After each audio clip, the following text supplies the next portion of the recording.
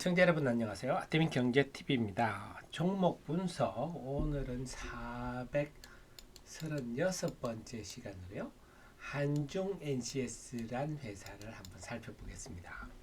이게 뭔가요? 이게 우리가 흔히 듣는 에너지 저장 장치입니다.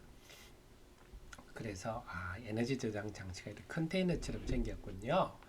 자, 그래서 한중 NCS를 살펴보도록 같이 공부를 해보도록 하겠습니다. 그리고 필요한 정보들을 보기 앞서 필요한 정보들을 제가 텔레그램을 통해서 여러분께 계속 이렇게 보내드리고 있습니다. 텔레그램에 하태민 한카드 경제TV 검색하시면요, 오늘 같으면 석유화학 업종들 어디가 지금 1분기 실적이 좋을 것 같고 어디가 좀 나쁠 것 같다.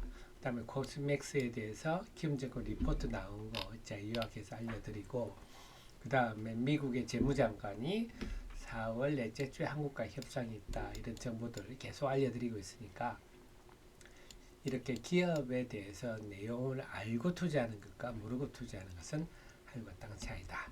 주식 투자는 기업에 대해서 많이 알수록 유리할 수밖에 없습니다. 굉장히 상식적인 얘기죠. 네이버 카페에서 하태민 남다른 주식길 투자의 길 들어오시면 되는데요. 자, 한번 살펴보도록 하겠습니다. 네. 관세 전쟁의 매력적 반사 이익주 제목을 이렇게 정했는데요. 우선 그 한중 NCS가 주력으로 하는 거는요, 여기에 나오는 에너지 저장 장치의 부품들입니다. 그럼 우리가 특히 이 회사가 국내 유일하게 순행식 에너지 저장 장치 냉각 시스템인데요.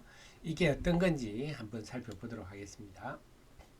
그래서 우선 에너지 저장 장치가 순행식과 공냉식이 있는데요.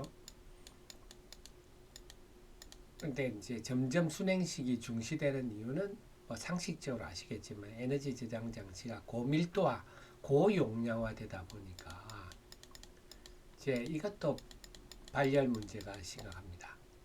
잘못하면 불나고 이렇게 되니까요. 그렇기 때문에 이 문제를 고용량화 돼가서 발열돼 가지고 불나면 큰일 아닙니까? 그러다 보니까 점점 이제 순행식으로 가고 있다. 당연히 그 냉매를 공냉식은 공기로 하다 보니까 아무래도 효율이 떨어지죠. 근데 순행식은 액체로 하다 보니까 전력도 적게 들고 빨리 정밀한 온도 제어도가 가능하고 온도도 빨리 식히고 이런 상황입니다. 그렇군요. 그런데 이 지금 특징이 뭐냐? 여기 핵심이 나와 있는데요. 북미 지역의 에너지 저장 장치의 거의 70% 가까운 부분이 중국 업체들이 가지고 있는데, 특히 순행식은 기술력이 아주 필요합니다. 순행식 냉각 시설을 탑재한 에너지 저장 장치는 중국의 CATL, 삼성의 SDI 뿐이다. 그러면 지금 관세전 중국이 145% 관세 아닙니까?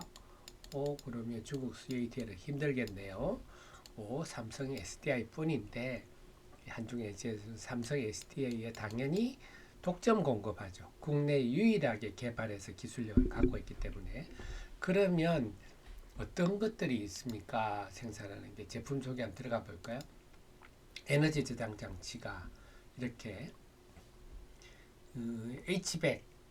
H백도 여기 한두 개 들어가죠. 그 다음에 칠러도 한 개 정도 들어갑니다.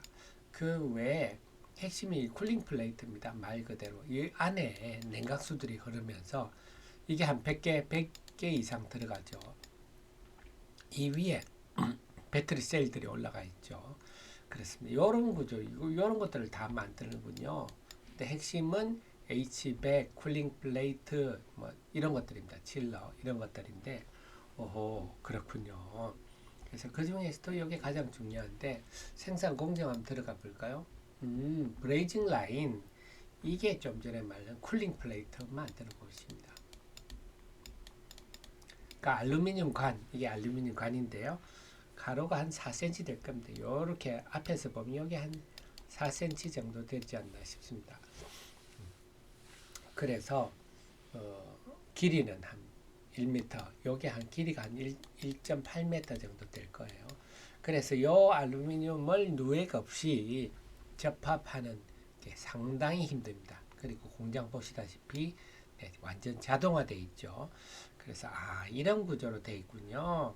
그래서 요 뚜껑을 요거는 플라스틱으로 덮어버리는 이런 구조인데 요거를 네, 접합하고 알루미늄 접합하는 게 상당히 어렵습니다. 요런 기술을 갖고 있군요. 네. 그렇습니다. 대충 이제 전체적인 그림이 나옵니다.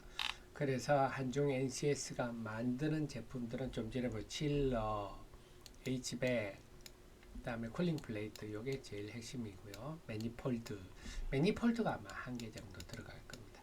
그러니까 요 관련 부품 매출이 급증을 하고 2024년에는 와 1,000억이 넘었네요. 급증을 하고 고성장성을 보여주고 있습니다.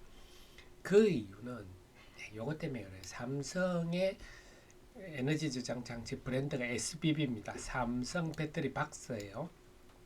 그래서 쿨링 플레이트를 밑바닥으로 한 이런 스틸 케이스에 그 위에 소화 모듈도 들어있고 하여튼 모듈 제품 요거를까지를 만들어서 삼성 SDI 보내면 그 위에다 거기에다가 배터리 셀 담고 선반 외함 이 컨테이너 박스 같은 거죠. 여기에서 합쳐지면 이게 삼성 배터리 박스 SBB가 됩니다. 지금 1.5를 작년 10월부터 SBB 1.5의 양산을 시작했는데요. 이게 중요합니다. 자, 요거를 보면서 요거는 NCA입니다. 그래서 NCA를 쓰면서 요걸 순행식을 하는 곳이 앞서 말씀드린 중국의 CATL과 삼성 SDI 뿐인데 이제 중국은 안 되겠죠. 그러면 이제 삼성이 거의 뭐 무주공산이나 다름없다. 순행식 냉각 시스템을 쓴 곳은. 근데 순행식 냉각 시스템은 이제 에너지 저장 장치가 고용량화되면서 이쪽 가는 길은 필수적이다 말씀을 드렸죠. 네. 그래서 삼성은 지난 3월 13일 날 미국의 넥스트라 에너지하고 1조 규모 계약을 맺었어요. 네. 거기 SBB 1.5를 공급하는데 작년 10월부터 생산했지 않습니까? 그러니까 한중 NCS 4분기가 네, 수익성이 매우 좋아졌네요. 9월부터 매출이 증가하더니 수익성 개선이 뚜렷하죠. 그래서 SBB가 10월부터 양산 돌입함에 따른 효과가 나타나고 있다. 그러면 2025년에도 당연히 좋겠죠. 그런데 이 집은 이걸 삼성 SBB 삼성의 그 배터리 셀 구조를 쓰면 당연히 딴 데도 쓸 수 있겠죠. 그래서 독일의 인버터 기업 SMA 여기도 지금 테스트하고 있다 그럽니다. 왜냐 SMA도 삼성의 SBB를 받기 때문에 당연히 그에 맞춰 개발된 순행식 냉각 시스템을 SMA도 쓰죠. 이렇게 되면 고객 다변화가 나타난다. 그러니까 결국 2025년에 한중 NCS는 네, 관세 전쟁 반사 이익으로 삼성 SDI가 미국의 순행식 ES 에너지 저장 장치 시장을 독식한다 그럴까요? 고성장을 하게 되면 그에 따른 수혜를 보고 그다음에 독일의 SMA 이쪽도 나가면서 다 변화된다. 아울러서 중국의 법인의 수익성 개선까지 추진한다. 이렇게 되니까 이제 확실히 좋아지겠네요. 그래서 이 회사 보니까 발행가 3만 원에 코넥스에서 코스닥 오면서 증자를 한 번 했네요. 발행가 3만 원. 그런데 지금 주가가 어떠냐 한번 볼까요? 지금 주가를 보니까 23,000원이네. 23,700원. 네, 아직도 코스닥에 올 때 그 증자한 가격에 못 미치고 있습니다. 아시다시피 전기차 캐점 어쩌저쩌고 했는데 사실 이 집은 전기차하고는 별 관계가 없어요. 이제는 전기차는 지금 캐점이지만 에너지 저장 장치는 그 트럼프 대통령도 태양광을 굉장히 밀고 있지 않습니까? 태양광 하려면 당연히 에너지 저장 장치는 필수적이죠.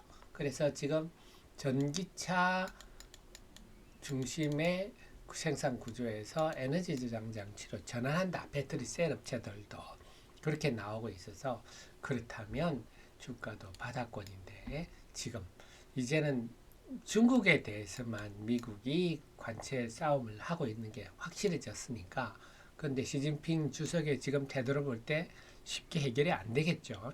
그렇다면 이제 확실히 반사이익을 누리지 않겠느냐. 주가도 바닥권이라서 부담이 없다. 이렇게 판단입니다. 지금 시총이 한 2,100억 정도인데요. 상당히 싸다. 이렇게 봐야 되겠습니다.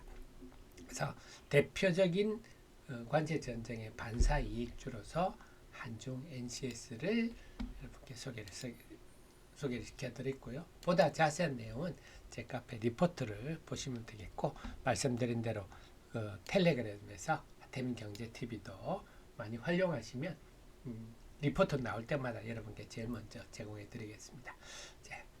늘 저희 최신의 정보 함께 하시고요. 도움 되셨으면 좋아요 누르시면 저희 좋은 기운이 여러분께 전달돼서 좋은 수익으로 나타내리라 생각입니다. 저는 또 다음 이 시간에 찾아뵙겠습니다. 고맙습니다.